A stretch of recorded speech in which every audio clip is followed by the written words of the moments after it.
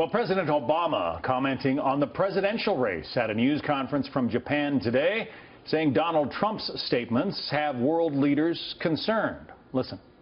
They're rattled by him, and for good reason, because a lot of the proposals that he's made display either ignorance of world affairs or a cavalier attitude or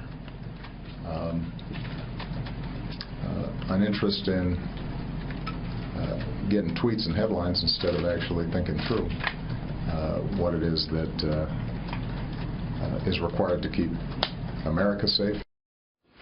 Let's talk about it with a couple of political experts. Penny Lee is former senior advisor to Senator Harry Reid and a senior advisor with Venn Strategies. Josh Holmes is president of Cavalry LLC and a former chief of staff to Senator Mitch McConnell. Welcome to both of you. Penny, why is a sitting president wading into a political campaign? That's normally off limits. Oh, come on.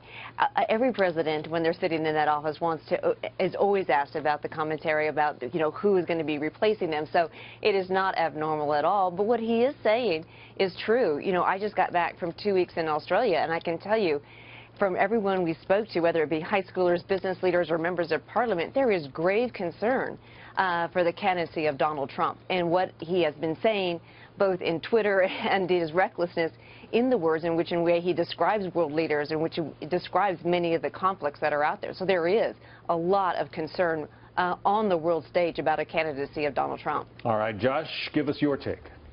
Well, with all due respect to my friend Penny, it's one thing when we have somebody else that's going over and speaking with people and making observations, but when the President of the United States goes overseas, he's representing the country. And it's remarkably irresponsible and remarkably unpresidential for him to weigh in on a domestic political battle and effectively undermine one of the candidates that could very well replace him next January. I mean, in front of the world community and effectively in front of all of the world leaders, saying that somebody essentially is unfit for office is an incredibly irresponsible move for the President of the United States.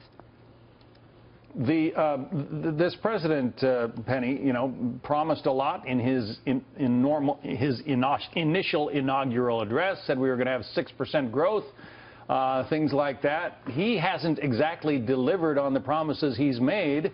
Who is he to criticize Donald Trump? I think he's made tremendous amount of progress, and he is not dictator. As we know, he does have a co-equal branch of government, so he can't just say I want certain things and have it happen. So I think you have seen. I mean, look, he took our country from when we were losing 800,000 jobs a month and has had 33 months of straight economic growth or job growth, private sector job growth. He has righted the ship on a lot of different things and stabilized, especially on the economy. He has elevated the debate and had some engaging conversations with regards to many of bringing a coalition together on our foreign policy questions, on our domestic issues, especially as it addresses health care and other things. So I think he has a lot of successes. Climate change and gathering 240 nations to get together on this climate change. There's been a lot of great progress that he has made. So I do think, someone that has been sitting in the Oval Office for the last 6 years is absolutely of authority to say and give his assessment of where the race sits. I remember. Well, go ahead, Josh. Oh, I was just going to say, effectively what he's saying is that the world community is rattled by Donald Trump. I can't imagine that there's anything that Donald Trump has said or done at this point that has rattled our allies any more than what President Obama has done in conducting his foreign policy. I mean, we're talking about somebody who had a full nuclear deal with Iran over the objections of one of our greatest allies in Israel. I mean, the world community has plenty of reason to be rattled about the current state of affairs of American foreign policy, and has nothing to do with Donald Trump. Yeah, Penny, again, I think back to when we elected him president, and sometimes it's hard to reach back more than 8 years, but he had been an Illinois state senator and then had, a limited period of time in the U.S. Senate, was still sort of trying to find his way around the hallways there when he announced his presidential campaign. So experience isn't necessarily the hallmark that he brought to office, and I guess you have to look at... Go ahead. When you have someone, a candidate such as Donald Trump, who has said his greatest foreign policy advisors are me, myself, and I, and that he is able to have diplomacy because he staged the Miss Universe pageant in Russia, and that he has called, you know, our leaders in the South or the Mexican leaders in the South rapists, and he's called, you know, Chinese officials corrupt, and he's already had a resolution in the British Parliament saying they don't want him to come over. So you do have example after example of things in which Donald Trump has either said or engaged in that does cause grave concern amongst world leaders.